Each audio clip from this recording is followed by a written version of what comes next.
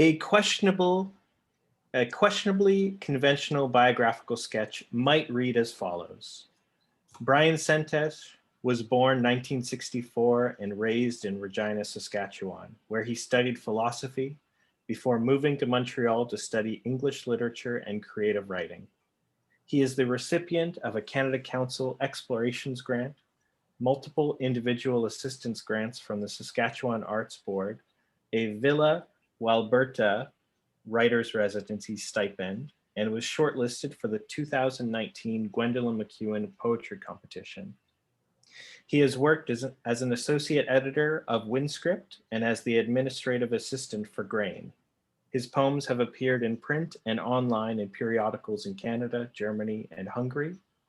He's the author of a baker's dozen of chapbooks, the full-length collections Grand Gnostic Central from DC Books in 1998, Ladonian Magnitudes from DC Books in 2006, and March End Prill from Book Hug 2011. And in collaboration with Juan L. Gomez Perales and critic Lynn Millette, The Hunger of the Starlings in 2004. Translations with Antoine Mallette from Louis Riel's Masinahican? Masinahican. Masinahican are forthcoming in Rothenberg's and Tabota's Hemispheric Anthology of the Americas, From Origins to Present, due out from the University of California Press. Everyone give a warm welcome to Brian Sentesh. So first of all, thanks a lot, Devin, for the very warm introduction. And of course, I owe it to Devin for accepting the manuscript in the first place, designing, printing, marketing, and everything else that too many one-person micropresses do these days. As well, I want to thank James Dunnigan for encouraging me to submit the manuscript to Devin and for his editorial labors. And of course, to all of you for attending this little launch remotely. Seeing you all out there is both heartwarming and nerve-wracking. Heartwarming because it's nice to see a lot of people I haven't seen in a long time, people that I know that I haven't seen in a long time, and also members of my family, one of whom I might give a quick shout out to. That's Mr. iPhone. It's his birthday today. So happy birthday, Michael, my brother-in-law. It's nerve-wracking for a couple of reasons. As Carl Jurgens knows all too well, I have some concerns, reservations, anxieties about these poems, in part because they're very much unlike a lot of what presents itself as poetry, English language poetry in North America these days. Normally, poetry draws attention to itself as poetry by its rhythm, by its imagery, by its figures of speech, and so on. These poems don't do that. They're very, very plain spoken. They're very, very understated, approaching the prosaic, approaching the spoken. As well, one thing that's another challenge about these poems is that they're all very, very short. And so one wonders how a reader might make sense of them, taken individually or together. One might think of them as tweets or as status updates. Some of us might think of them as postcards or as what we might have written on the back of a photograph to remind us of the occasion of the taking of that photograph. So apart from being puzzled by how plain these poems are, a reader might be equally puzzled by how to put them all together. But like many poets before me, I've included a poem or two in the book that suggest ways that you might go about making sense of them. The first one is the first poem of the Farnod Songbook. Farnod is a small village in Slovakia. I was lucky enough to visit. And there, his son had a little museum. And so the poem is called Lev's Museum. On a set of 3 weathered wooden shelves, leaning on the white stucco outer wall of the floorless secondary house, is 7-year-old Lev's museum. A mismatched lock and key, 3 rusty, ragged shovel blades, sundry screws and nails, and a wild ram's horn.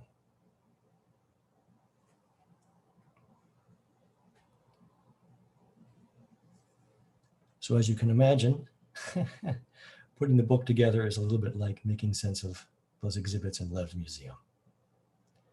Now, the book as such, the poems as such, they range. They include 4 different trips I've been on. To Germany in 2012, to Slovakia in 2014, to Toronto in 2017 or 2016, and Saskatchewan, the Capel Valley, in 2018. And although the poems are travel poems, that's also not the only place that they hope to take the reader.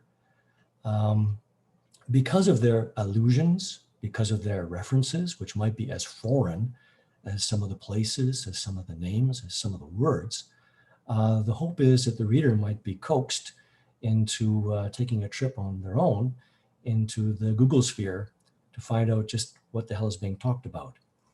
Of course, who feels the need to check things up depends on the reader. 3 poems like that, 3 very short poems, 2 lines each, are all from the section Made in Germany. I'll just read them, the 3 straight through, with a short pause after each to divide them. After Nietzsche, consider every day lost. Neither has an orgasm.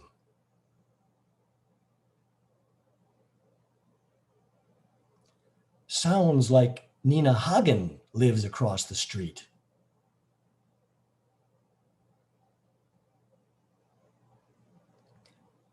If we're meeting someone we don't know, you're with the man wearing the carré rouge.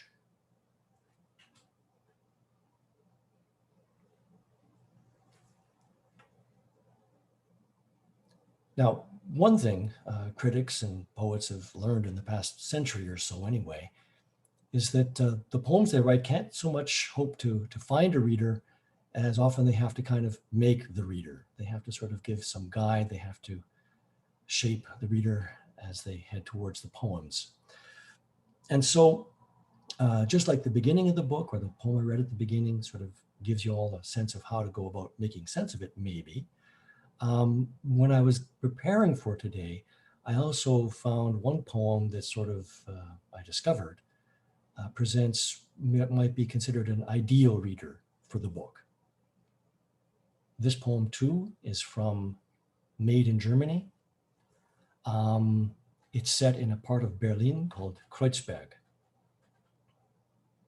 It's called Kreuzberg Study, Daunenstraße. Blonde dreads in training, young woman reclining on a narrow first floor balcony. Made your own with 2 low small chairs and little flower pot. Your book-lined window clarifies how good it is to smoke and hover over a day's hard study.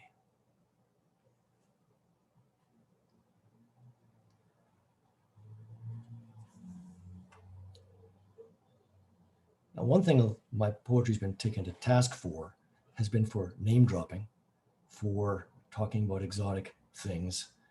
And I'm sort of afraid this book might be criticized for the same thing. But of course, it's more sophisticated than that. It's a bit more cagey, because it does, at a certain point, contrast things from overseas, from Germany and Slovakia, to things that are closer to home, Toronto and the Capel Valley. The first poem of the Capel Valley Elegies is one of these.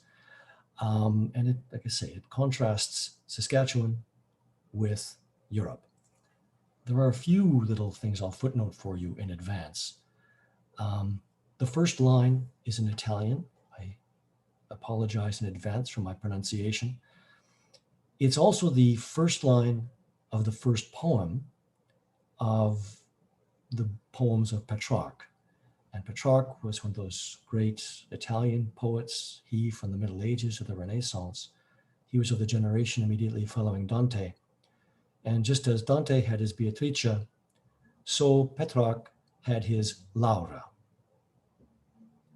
The poem also refers not only to Pasqua Lake, which some of you might know, Victor, but also the Starnberger See, which is a lake in Bavaria.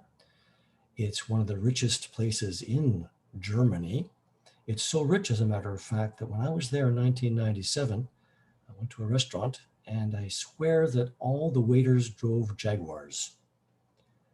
It's also it's also mentioned in the beginning of T.S. Eliot's The Wasteland.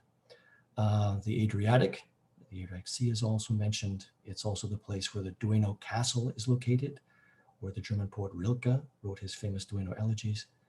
And there's a reference to Coole, C-O-O-L-E, which is a lake in Ireland made famous by a poem by William Butler Yeats. So this is the first poem from Capel Valley Elegies. Quando io muovo I sospiri a chiamar. Morning, Laurie comes down to the main floor, living room and kitchen, where even before I write, Pasqua Lake, no Starnberger See, Adriatic, or even Coole, I'm told visiting Europeans, all with awe, say, you don't know what you've got here.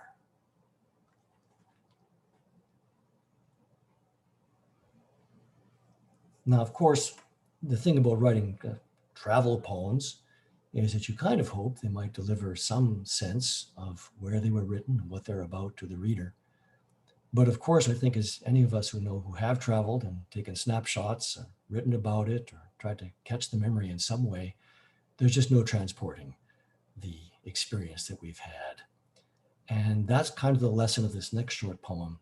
It's one of the four from a short section called Toronto Suite. It's called Toronto Spring 2018 Getaway Takeaways. You can't have the same Royal York Library Bar all-Canadian beef burger twice. Bunner's Bake Shop vegan gluten-free cinnamon buns don't travel well.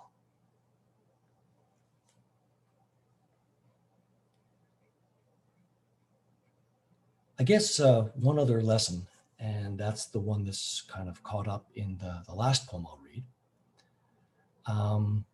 is that, again, wherever you go, you're there. However exotic the locale, it's often curious how you tend to find things that you left behind. The world is very similar in a lot of places. I guess more so for the so-called first or developed world, comparing Montreal to Germany and so on. This next poem is set in Berlin and Hamburg. Just a quick translation. A U-Bahn is the subway.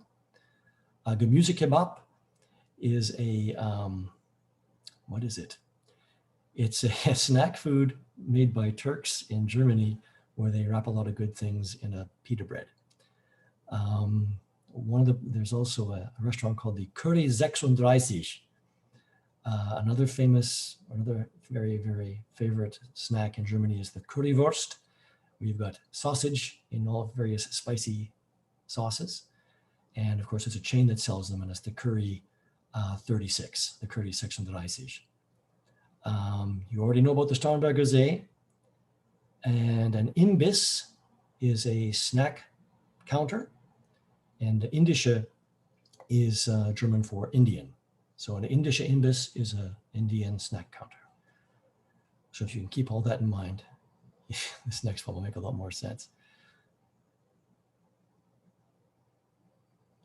In Berlin, at the Mehringdamm U-Bahn station, the line from Mustafa's Gemüsekebab always begins beside the crowded counters of the Curtis 36 down the block. Same as the other 9 locations, doubtless earning Mustafa a retirement schloss on the Starnberger See. In Hamburg, where Badenfelder Straße begins, the Masala Indische Imbiss serves at most 12, fine Ayurvedic cuisine.